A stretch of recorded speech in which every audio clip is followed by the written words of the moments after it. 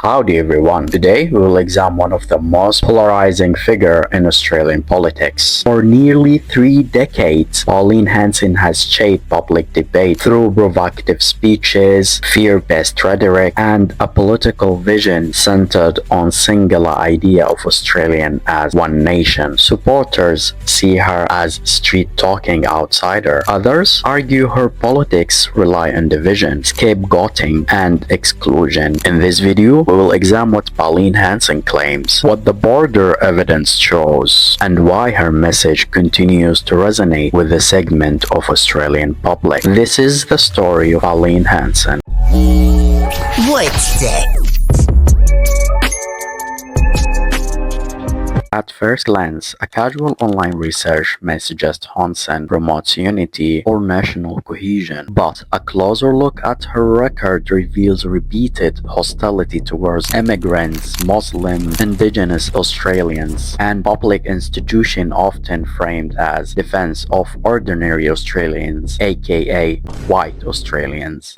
I believe we are in danger of being swamped by Asians. Who is Pauline Hanson? Pauline Lee Hanson was born in May 27, 1904 in Brisbane, Queensland. She is an Australian politician best known as the founder of long-term leader of the right-wing populist party One Nation. Hanson entered federal politics in 1996 after being disendorsed by the Liberal Party, yet still winning the seat of Oxley as an independent. Her rise was rapid and dramatic. She became nationally known for her blunt, confrontational rhetoric on immigrants, multiculturalism, Islam, and globalization. Although she lost her seat in 1998, Hanson remained a persistent political figure and returned to the parliament in 2016 as a senator for Queensland. Her political style has remained largely unchanged, emotional, provocative, and deliberately un-establishment, appealing to voters who feel ignored and displaced by major political parties. One of Hanson's most consistent claims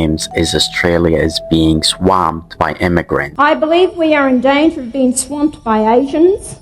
Not receiving, not welcoming, swamp. The language suggests an emergency, a loss of control, and urgent threat, as if it were her ancestral land and place from which she sprang. She sees immigration as a catch-all explanation. Housing shortages, jobs competitions, and social tension are frequently attributed to migrants. Complex issues such as infrastructures planning or economic policy are largely absent from discussion. Multiculturalism is not a strength but a source for division. Hanson argues it separates Australians into groups rather than uniting them. Her preferred alternative is culture uniformity, one nation, one identity, and one dominant way of life. She calls for drastic reductions in immigration numbers, arguing Australia cannot cope with the current levels. This stance has become a core part of her political brand: assimilate or leave. Perhaps her most controversial point is demand that immigrants must fully assimilate or leave. What full assimilations mean and really define. It's presented as expectation rather than policy, leaving interpretation to the audience. Critics argue this approach raises cultural diversity and places the burden entirely on newcomers to conform to the narrow definition of Australian identity. Despite widespread backlash, this message has become one of Hanson's most recognizable talking points. Hanson's views on Islam have placed her at the center of ongoing national controversy. She has repeatedly claimed that Islam is not a religion but a political ideology, arguing it's incompatible with the democracy. Now we are in danger of being swamped by Muslims who bear a culture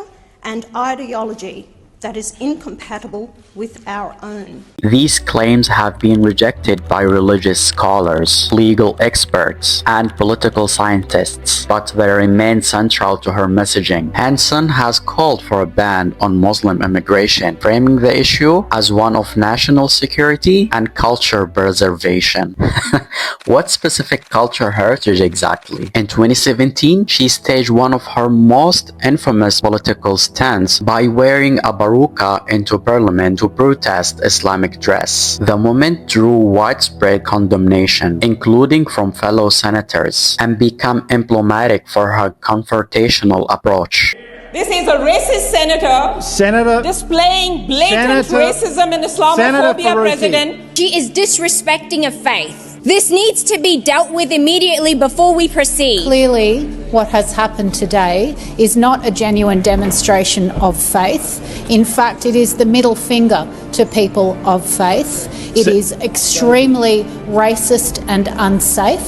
When we all know that you are not an adherent of the Islamic faith. I'm absolutely certain she hasn't visited a Muslim country or spoken with a local woman who wear a burqa or hijab to reach to her conclusions.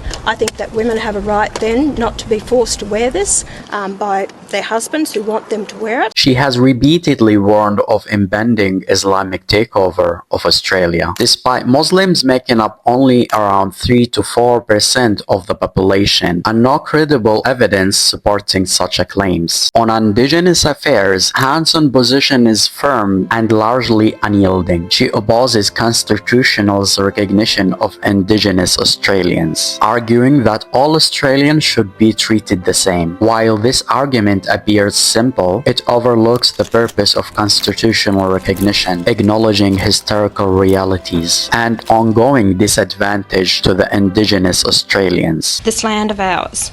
Hanson has also opposed the Indigenous voice in the Parliament, claiming it will divide Australians by race and give Indigenous people special say, despite the voice being advisory rather than legislative. She frames it as an unacceptable form of preferential treatment. She frequently argues that Indigenous Australians receive special treatment, framing targeted programs as unfair advantages rather than responses to documented inequality. I don't know how she thinks. It's their land. Treaty discussions and land rights debates are simply rejected. Hanson argues that reopen old wounds and divide the nation. Her preferred solution appears to closure through silence. Stop talking about history and move on. In Hanson's view, Australia's welfare system is not a safety net, but a system under constant abuse. She claims welfare fund is widespread and supports stricter eligibility requirements and compliance measures. More checks, more paperwork, and more penalty are framed as necessary discipline. She frequently links welfare dependency to immigrants and Indigenous Australians, reinforcing existing social divisions. Structural factors such as job availability, education, health, and region inequality receive far less attention. Hanson supports cutting social services in form of what she calls self-reliance. It's as if everyone started from the same point. Hanson consistently claims the mainstream media is based against her, kind of like she's the only one in the world. In her narrative, journalists do not report, they conspire. Interviews are framed as ambitious, and criticism is treated as a proof of persecutions. Academics, journalists, and experts are often dismissed as politically motivated elites. Courts and institutions are similarly accused of being influenced by powerful unnamed forces. At the center of this narrative of Hanson's self-position as a victim of censorship, despite her ability to speak frequently, loudly, and publicly. Back in 2003, Hanson was convicted of electoral fraud related to party registration. The eviction was later overturned on appeal, a development she cites as a proof of complete innocence. Till now, she continues to frame any legal scrutiny as political persecution, portraying investigation as evidence of bias rather than accountability. In her narrative, any mention of 2003 conviction is basically a spoiler alert that the media and her critics refuse to delete. Every time the courts or electoral commission gets involved, Pauline frames it as political persecution. Hanson's rhetoric relates heavily on fear word-based language. Social collapse, cultural takeover, and moral decay are recurring themes. Her speeches often sound less like policy discussion and more like warning of imminent disaster. She frequently relies on informal evidence, individual stories presented as national trends. One example becomes proof of broader crisis. Broad generalization are central in her communication style, especially when discussing immigrants, Muslims, and indigenous Australians. Overall, Hanson's frame herself as a truth teller, standing against political correctness, as if she is the only one who knows politics, but she forgot she is still a woman, with 2 failed marriages and business she couldn't develop. That's all for today, and till next time. I got broads in Atlanta. All the charges against him, he will spend the rest of his life in prison, or he will go Epstein style. But unexpected happened. Human